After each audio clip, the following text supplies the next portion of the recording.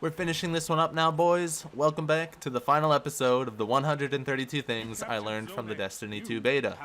It's been a longer journey than I expected, and I'm happy to say that after this video I'll be back to my Smite ones, so have no fear. Without any further delay, let's get into it. To start things off, we'll talk about yet another new unit, the Cabal Flamethrower. As a typical flamethrower unit, it has a weak spot on its back and it will explode if you shoot it enough.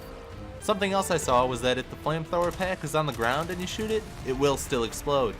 Perhaps an overlooked detail, enemy shields have gone under a cosmetic change. The Centurion shield is more of an orb with a clear elemental indicator, and the Vex Minotaur shield is more of a cylinder. The Cabal Legionary AI behavior has changed a little bit. When they engage in melee combat, they now take a second to whip out a flaming blade and then charge you directly with it. As you might have been able to tell, the Cabal have undergone a lot of changes in Destiny 2. The Cabal Phalanx cosmetically looks different from Destiny 1. Not only that, but they can deploy their shield on the ground and make cover for their allies. The good news is that you can shoot the center of the shield and eventually it will disable it. Our friends from the Vault of Glass are back. The Vex Fanatics see a return during the Inverted Spire Strike. Perhaps they will be a staple enemy in the game now. Typically, the Vex Minotaur wields a sort of grenade launcher type of weapon. During the Inverted Spire Strike, we see a Minotaur with a laser beam instead. The Vex Warp-In animation has changed since Destiny 1. It looks less like random smoke and has more of a crisp animation. During my exploration at the farm, I came across dead orbit symbols. Perhaps the Quartermaster will be somewhere close by in the actual game. 3 lamps that you can turn on and off were found during the hour we had in the farm during the Destiny beta. One is located in the hangar, another is close to the water, and the final one is located on the roof of one of the buildings. The Titan's new ability is the Barricade. The taller version provides the most cover and is easier to hide behind. The smaller version lets you crouch behind it and you can peek over the top simply by holding the left trigger. This also reloads the current weapon for you immediately. Both you and your enemies can walk through it, although enemies receive damage when they do so. Also, it can be destroyed with enough damage, and neither you or your enemy can shoot through it. A lot of the medals in PvP have changed cosmetically and a few new ones have been added. I have a short montage of the ones I've earned in-game.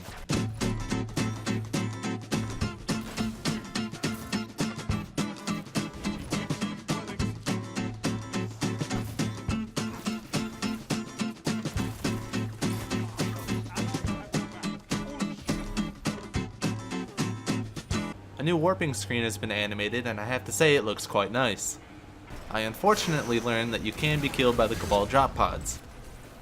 In PvP, I noticed that the radar now has a delay whenever you aim down your sights and then come back out of it. In Destiny 1, the change was immediate. This new mechanic will most likely punish people that like to camp corners and check their radar at the same time. Up to this point in the video, I was able to have some footage surrounding what I was talking about. For the remaining details, I do not have any footage explicitly showing off what I'm talking about. The footage was either lost or I was never able to acquire it in the first place.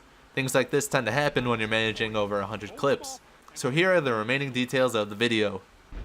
The control mode in PvP has gone under a few changes. First off, points are now earned by kills. The more zones you have, the more points each kill is worth. You no longer need to stack as many Guardians as you need in the zone to capture it. One Guardian will net the fastest capture time possible. Also, the flags on each zone become transparent when close to them, to avoid losing line of sight. Holding all 3 zones is called a power play, and there are no neutral zones besides a B at the start. Capturing a zone goes straight from one team's control to the others. It has been noted that supers recharge much slower in both PvP and PvE. PvP, this generally means you only get 1 super per match, so make it count. In Destiny 1, before the start of a PvP match, the person with the highest light level would always be shown holding the flag. In Destiny 2, I noticed that I was always holding the flag, although I'm not sure if this is because everyone was at the same light level, or you just always are holding the flag at the beginning of a PvP match. During PvP, beneath the radar, I noticed that there is always a call-out that lets you know where you are on the map. The Mercy Rule is still a thing in PvP. There is a new game mode in PvP and it's called Countdown. Similar to Search and Destroy game modes in other games where one team plants the bomb and the other tries to stop that from happening. The first team to make it to 6 rounds is the victor. The respawn timers are long. If you die, it's around 17 seconds I think. Anyone can plant the bomb if your team is attacking, and you switch between attacking and defending every round. Also, on the end screen it shows how much damage you delivered during the match. The Titan shoulder charge is no longer a one-hit kill in PvP, but it now does AoE damage and can injure multiple people at once. In the inverted Spire Strike, there were yellow barrels on the ground that can't explode if they are shot. In PvP, if you are reviving a teammate and you get shot, the revive bar restarts. This can be problematic when you're trying to pick up teammates in the middle of heated combat. The same applies to when you're picking up power ammo off the wall. And finally, the last detail is... the Cabal Centurion damage type has changed from Solar to Void. I know, it's pretty weak. Funny story actually, I forgot how to count, and it turns out I only have 131 details. So I had to scramble to figure something out, and this is what I came up with. Hooray for last minute patch jobs. And with that last horrendous detail, we have made it to the end of the video, and to the end of the series as a whole. This took a lot longer than I expected. It's probably been my largest project to date, and just sorting through all this raw footage took hours. I do want to apologize again for taking this long to finish this up. I was a little discouraged from the lack of views was all. I'm extremely excited for Destiny 2, but I'm not sure if I'll be making a lot of Destiny videos when it actually comes out. Maybe one here or there. I like making boss fight guides, so I'll probably do something like that for whenever the raid comes out.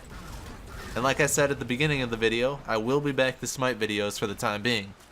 It's been too long since the league of underperforming Smite players has been in the spotlight.